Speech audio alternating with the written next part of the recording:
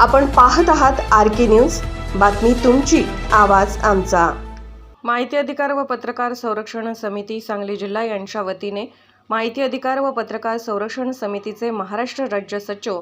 सतीश मोटे साहेब यांच्या मार्गदर्शनाखाली additional SP Ritu खोकर यांना जिल्ह्यामध्ये व राज्यात होत असलेल्या माहिती अधिकारी कार्यकर्ते व अत्यंत हुशार, निर्भीड व परखडपणे सामाजिक मत मांडणारे पत्रकार निखिल वागळे यांच्यावर हल्ला याबाबत निषेध व्यक्त केला व अशा प्रकारचा संविधानिक मार्गाने जाणाऱ्या पत्रकार किंवा सामाजिक कार्यकर्ते, माहिती अधिकारी कार्यकर्ते यांच्यावर होणारे हल्ले हे समाजातील विघ्नसंतोषी लोक करतात, हे समाजाच्या दृष्टीने विघातक आहे। त्यामुळे त्यांच्यावर पोलीस प्रशासनाने कडक कारवाई करावी व अशा प्रकारे आपल्या अधिकार क्षेत्रामध्ये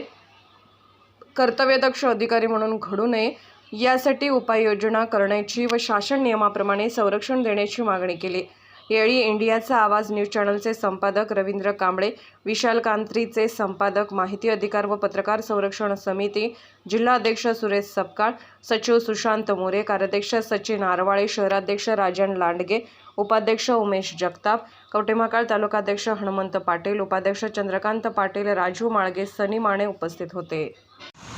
सांगली जिल्ह्यामध्ये माहिती अधिकार म्हणजेच RTI कार्यकर्ते यांच्या संघटनेकडून आम्ही RTIमध्ये काम करत असताना आमच्या संघटनेच्या वतीनं आम्ही आज पोलीस अधीक्षक यांना आज आमच्या संघटनेच्या वतीनं जे RTI कार्यकर्ते असतील किंवा पत्रकार असतील यांच्यावर जे भडीमार हल्ले होतात त्यांच्या संदर्भात आम्ही माननीय आमचे महाराष्ट्र सचिव सतीश मोटे साहेब यांच्या अध्यक्षतेखाली आज सांगली जिल्हा पोलीस अधीक्षक यांना एक निवेदन देण्याचं काम केलेलं आहे। गेल्या आठवड्यामध्ये RTI कार्यकर्ते संतोष कदम यांच्यावर जो खुनी हल्ला झाला, त्यांचं खून करण्यात आलं,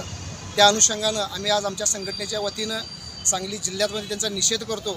आणि महाराष्ट्रामध्ये सुद्धाही अशा पद्धतीनं हे निषेध नोंदवणे गरजेचं आहे। त्या संदर्भात आम्ही सांगलीमध्ये